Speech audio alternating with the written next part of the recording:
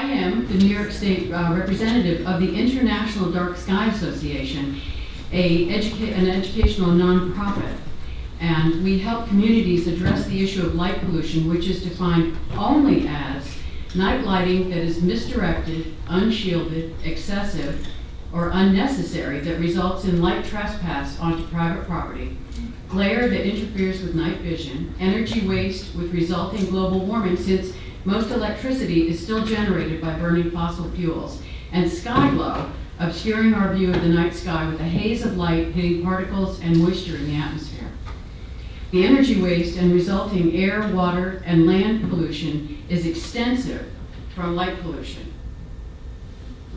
There you go. These are the estimates from the International Dark Sky Association that Paul just referred to.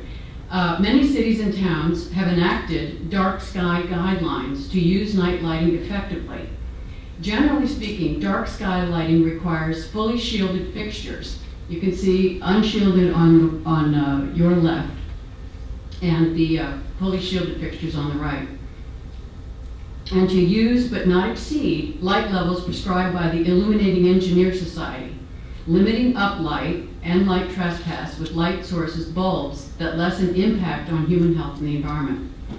I've lived in New York City for over 30 years, and this is the effect of light trespass into my apartment. I'm on the 22nd floor from lights that are on the street. And note the sports field lighting that is left on during a driving snowstorm, wasting limited public resources. I do have an escape home. I'm in the Hamptons on the tip of Long Island, which you can see right here at the very end, where we can still see the Milky Way, and only a third now can from their backyard. And we are requiring all lights and street lights to be changed to the fully shielded type. This is a before and after example. Currently, there is a New York State law in Albany sponsored by Assemblywoman Rosenthal. She represents the Upper West Side, might even represent some of you, to require fully shielded street lighting from state-sponsored funding.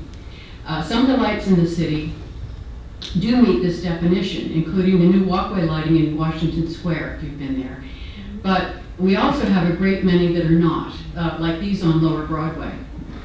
There is a desire for New York City residents to not just see the stars. This was a mural that was on Irving Place.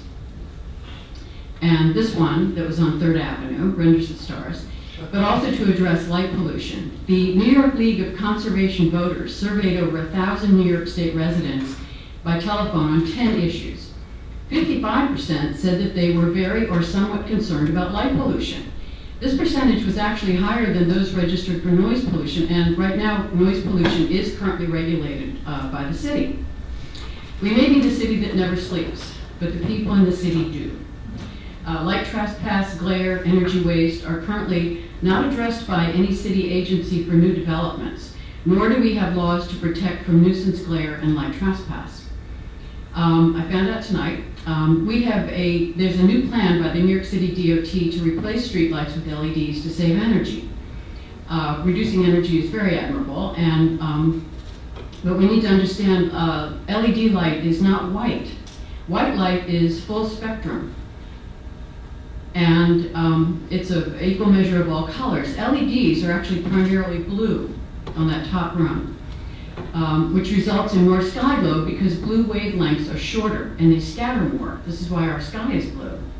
Blue light also causes more glare and adaptation problems. Think of how much harder it is to see well after passing a car with those bluish headlights. But I found out tonight that New York City DOT will be specifying fixtures with less blue. So there will be less glare, less environmental issues, less impact on human health, better night vision, and less sky glow. And if the newest recommendations from the IES are taken into consideration, which are being published soon, the light levels will be accurate and more energy will be saved. We will be able to see better and feel safer. Plus, we get to see more stars.